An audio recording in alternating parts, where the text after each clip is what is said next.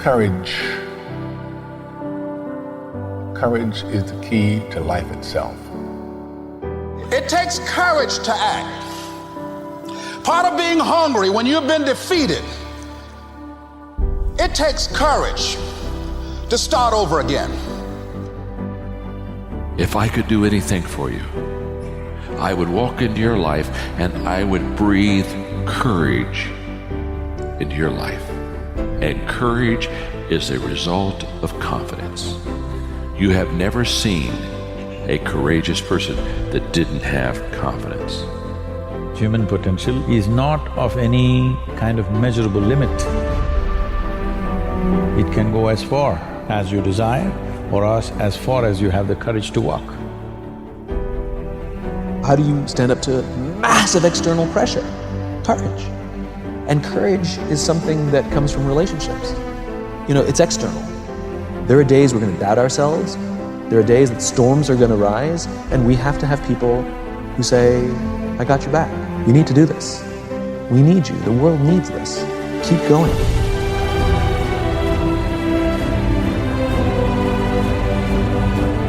Courage is not the absence of fear.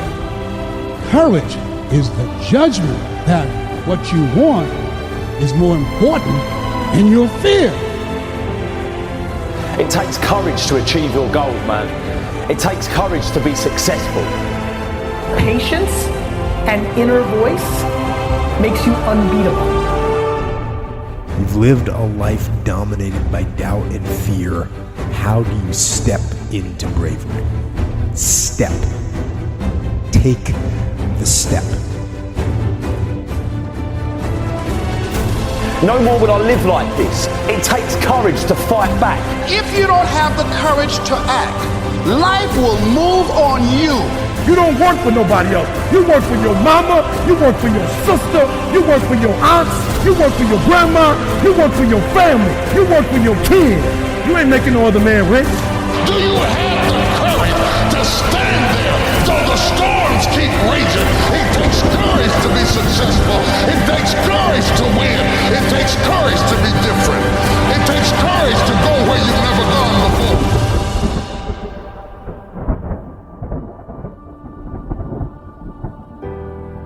There are a lot of people who are born in situations that say, well, I'll never get out of this. So they won't. I say to people who say, well, I would like to have done so and so and so. So, well, you could have done it. So, well, I couldn't get out of here. Man, the bus runs every day.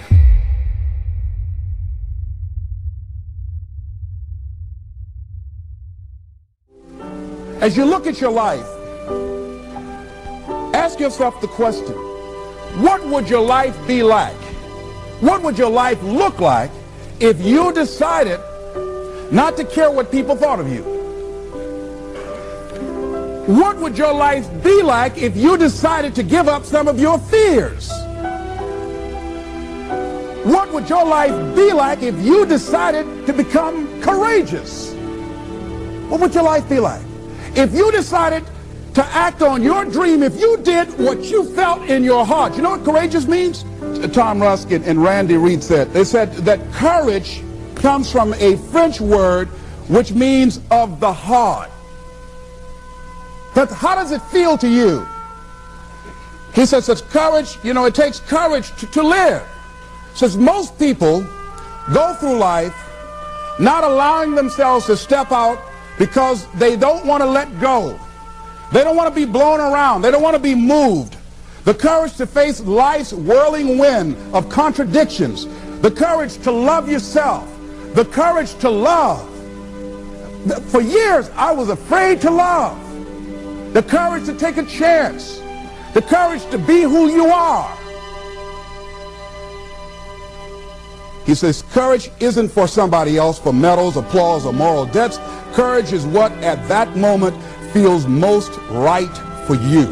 Not just situational ethics, but what feels right in your heart, the word of the heart, what feels right in your heart. One great philosopher says, cowards die many times before their deaths. The valiant never taste of death but once. What does that mean? That valiant people aren't afraid? No, no, no. It means that they experience that fear and they move forward. They move forward anyhow. Many people are dead now. Many people are allowing their dreams to die. Many people are allowing the ideas to lie dormant and collect dust. Many people have all this talent and ability that they are allowing to be buried inside of them, that they will take with them to their graves because they didn't have the courage to be who they are. And I say, as you begin to look toward the future and manifesting your greatness, it's going to take everything in you. Do you have the courage to get what you want? It takes courage to achieve your goals, man. It takes courage to be successful. It's scary. Being like everyone else, doing what the masses do and following the herd, that's easy. It's easy to be comfortable.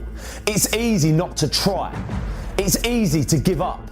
It's easy to stand on a sideline and watch while other people with courage go out and get all the for themselves that you want for yourself. It's easy to look at these people and make excuses as to why they can do what you can't and say things like, yeah, that's because they've got this and that, or I'd do it if it wasn't for this and that. All that shit's easy. And let me tell you, if you don't want to make waves or you're scared what people think, then you better prepare yourself for a life of mediocrity. You better dress like everyone does, walk and talk like everyone does, because as soon as you start to stand out, they're going to try and pull you back in. And it takes courage to push through that. As soon as you start to change, and I'm sure some of you have tried and tried a lot, you're going to get these people that want to keep you where they are. Because if you outgrow them, you're leaving them behind. And then they'll have to admit to themselves that it's possible. And that's the scariest thing in the world for them to do. Because that takes courage. That takes balls of steel. You need courage to change your life. Courage is needed to face your fears. To step out of your comfort zone and say, that's it, I'm done. No more. No more will I take this. No more will I live like this. No more will I let people treat me like this. It takes courage to fight back. It takes courage to get what you want and to start changing your stars. You have to go into it with the knowledge that it ain't going to be easy. It's going to be a battle. Not just any battle, not just some fight on a playground. This is a fight of life and death. And it takes courage to face that shit. But you have got it inside you, I know it.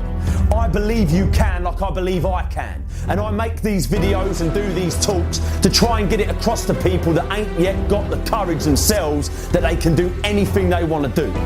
If you just have the courage. You can either be a victim of your life or the master of it. But the choice, that's yours to make. There's enemies all through life. People that hurt you, people who lie to you, people that cheat on you and people that beat you. But there is only one enemy that can destroy you, and that's the enemy within. This enemy you can't escape. You can only tame because it lives inside your head.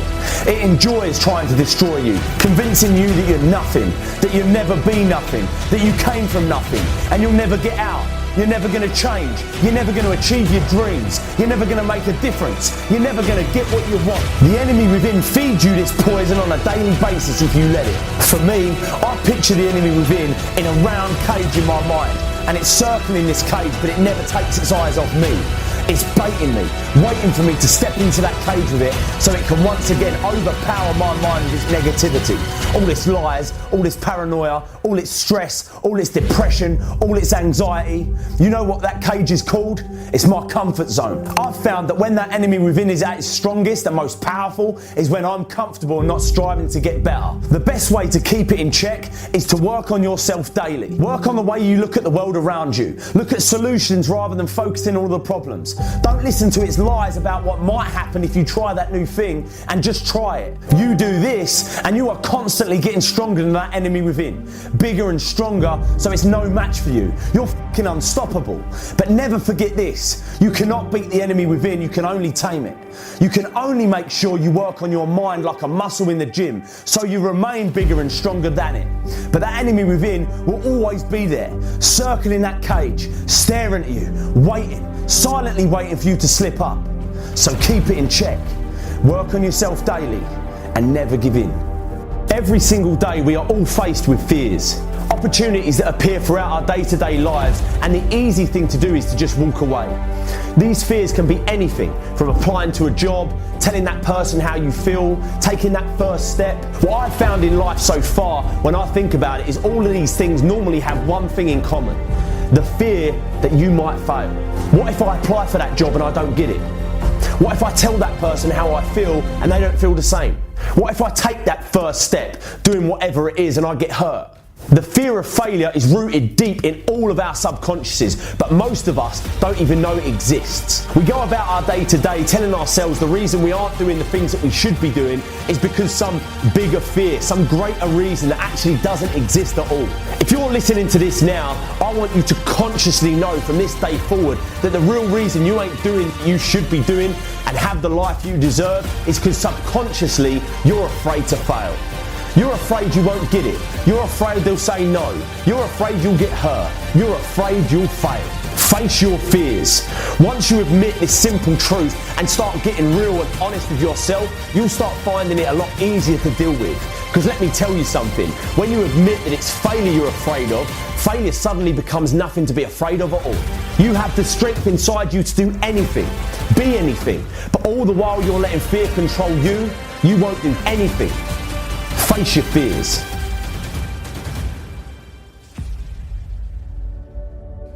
There's a quote by Goethe, and it says, if you look at a person as they are, they will always remain that way, or maybe be worse. But if you look at a person, this is good for me. Like every time I do something, it's not just for me. There are people who are watching you right now in your journey, and you're inspiring them just by the way in which you move.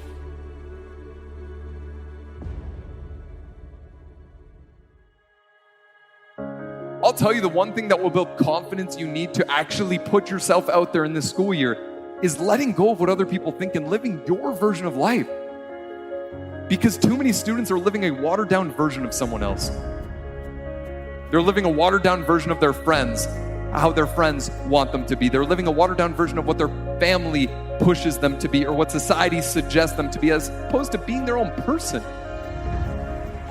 So go all in on you. Whatever that may mean, what excites you, what pushes you, because our biggest problem, I believe, is that we compare our behind the scenes to everyone else's highlight reel. We compare our failures to everyone else's highest points of confidence, to everyone else's successes. We compare our insecurities to everyone else's highest points of confidence, then we feel like we're not enough. So go all in on you, whatever that may mean. The one thing that I don't enjoy about my job is that I come to a school, and when I was a student in going in to college, I didn't see myself as someone who could really make an impact.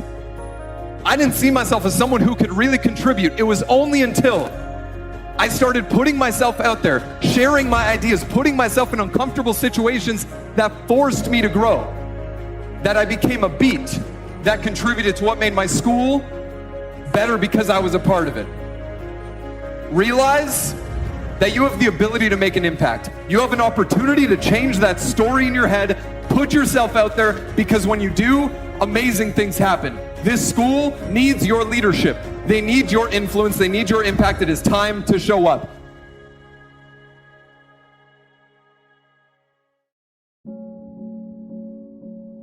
We're all carrying things in our pack.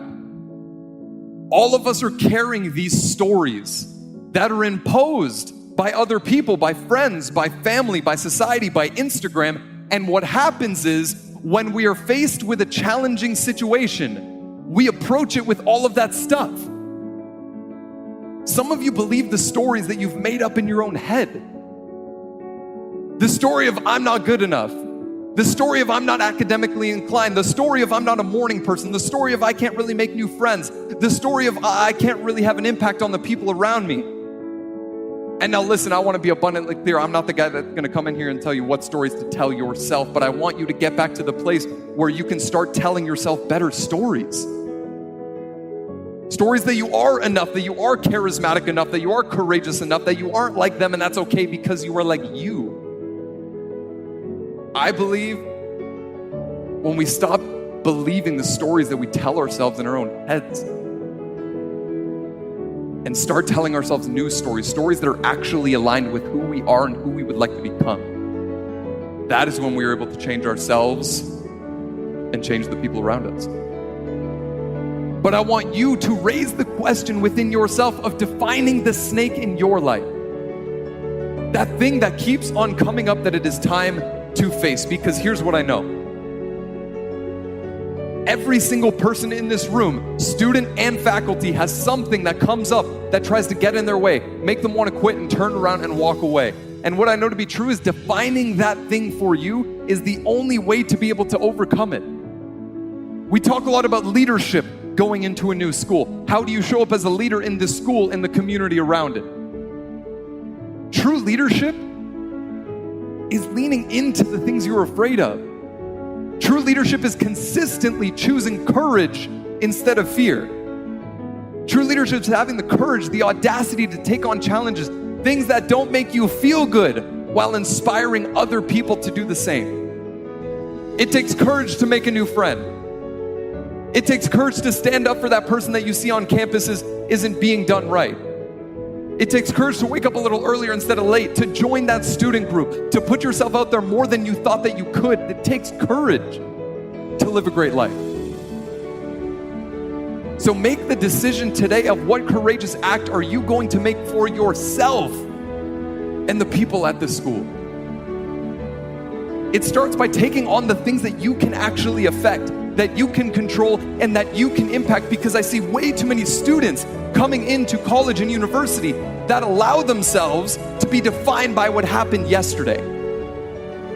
They allow themselves to be defined by what happened last week. Some of you in this room think because of one failed test that you are a failure, when the reality is those are moments, not characteristics. And my personal belief is that we need to start seeing those moments for what they are, moments.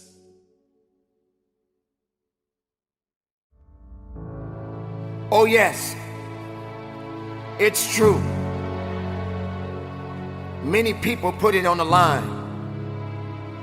Many people get out there every day and do something that has never been done before. Many people out there put it on the line and do something special to help someone else. Why can't we recognize them? No matter where you go,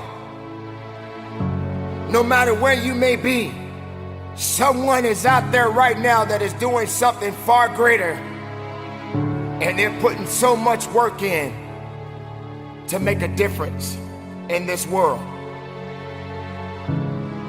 Why can't we honor them? Why can't we honor those servicemen and women? You have to consider the fact there are great doctors, there are great lawyers, there are great teachers, there are great mothers and fathers, there are great people in this world. And we all are responsible for one another. We all have a duty. We all have to serve. Whether you wear a uniform or not, you have to serve. Can you be a serviceman? Can you be a servicewoman? Can you serve? Are you prepared to serve? Do you have the ability to serve? Don't make it about yourself. You have a duty. You have a responsibility. They didn't give up. Why should you? Keep moving. Keep believing. We are all one. Both far and near, we must serve. So this day, we honor the servicemen and women who put it on the line, who've given their all. And if they make it home, and they have the ability to put their arms around their loved one, job well done. And there will be a new day. And that day starts a new opportunity, a new opportunity to make something else special happen.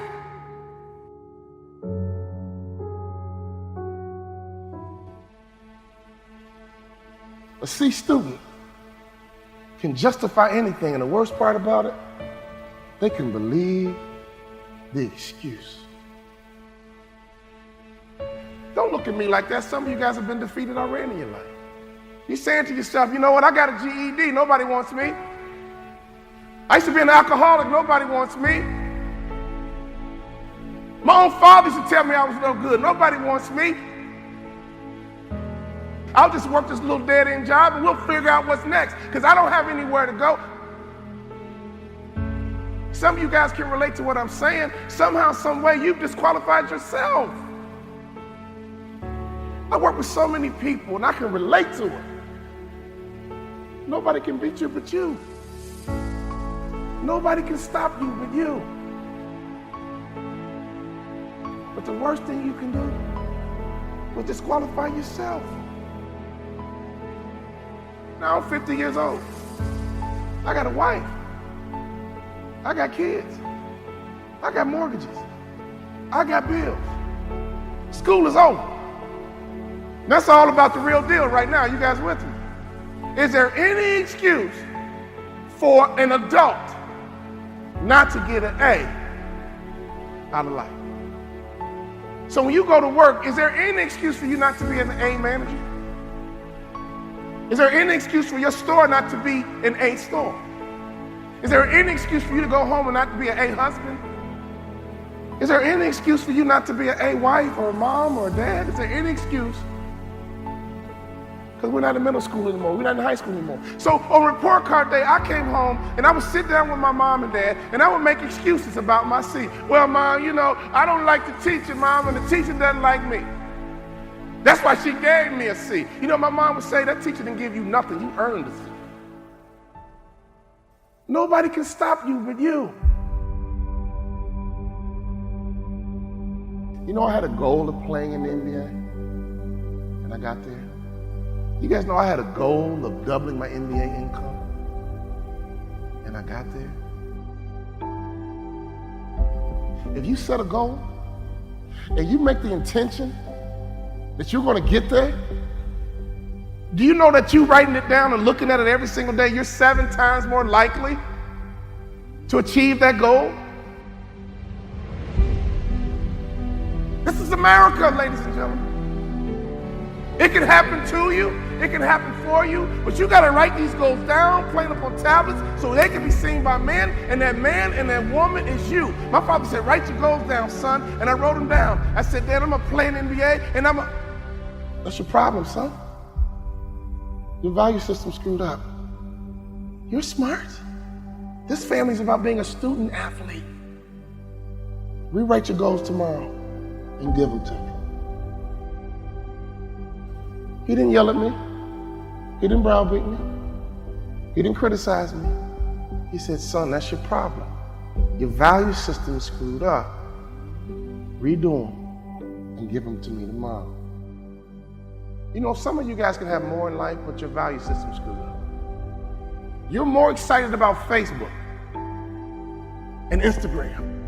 But some of you guys, it's golf. You know, I go to work, man, I can't wait to hit that golf course. My father taught me something very valuable. But you know what?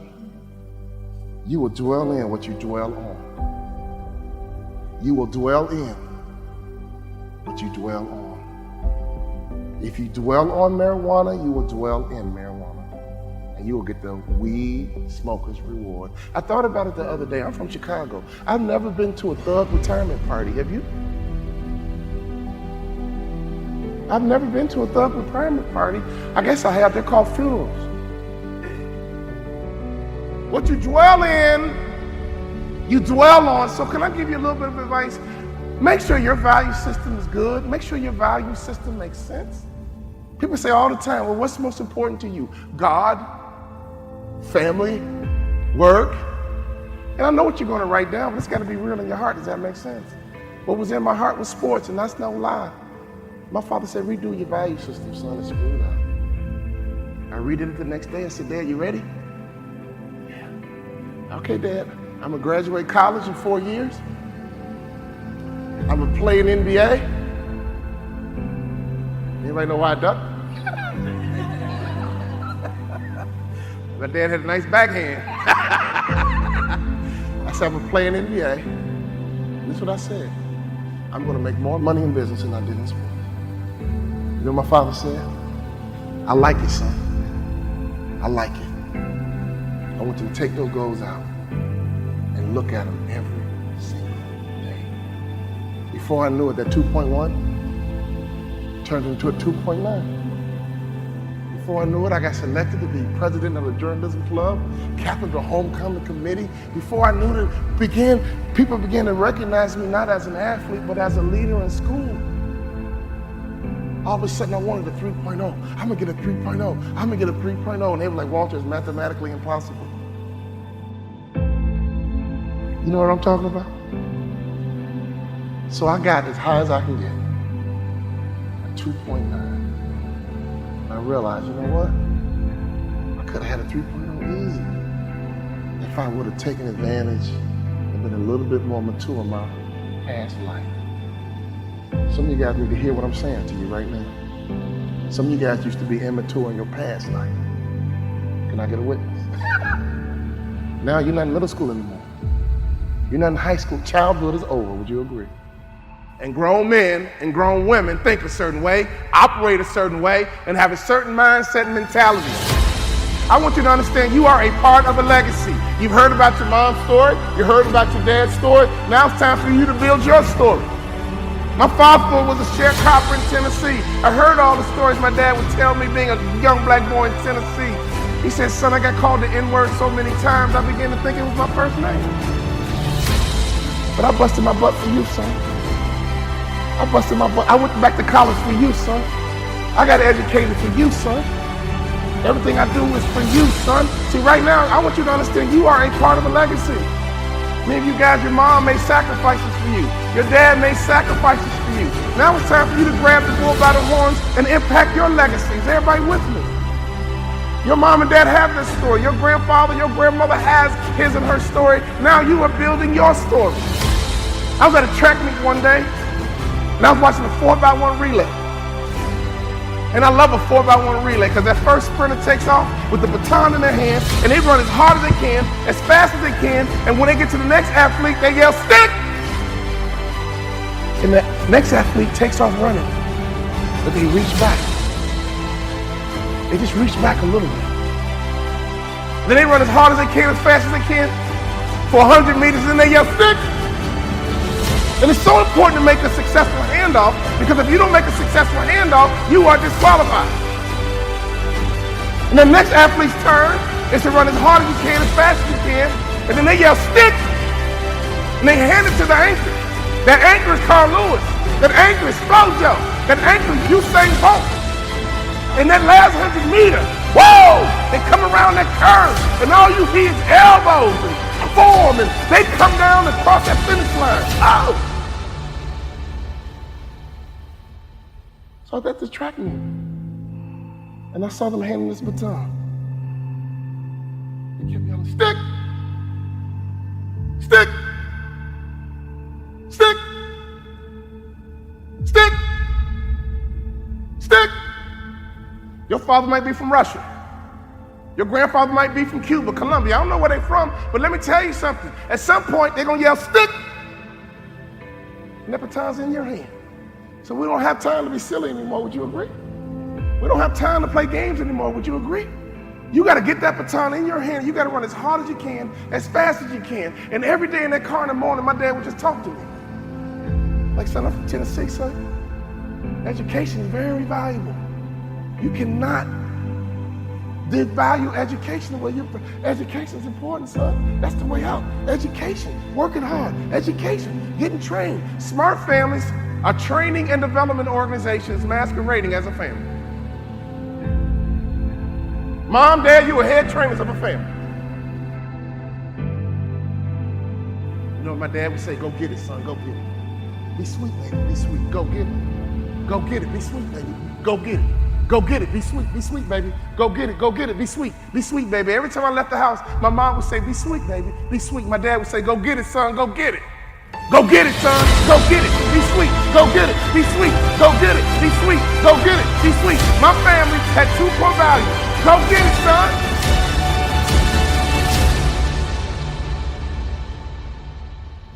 Be sweet, baby. I used to go into class and say, man, if I get a C, I'm good. If I can pull off a B, C, I'm good. Never even went for the A. You know that the average person thinks the same exact way? They could do more, they could be more if they believed more.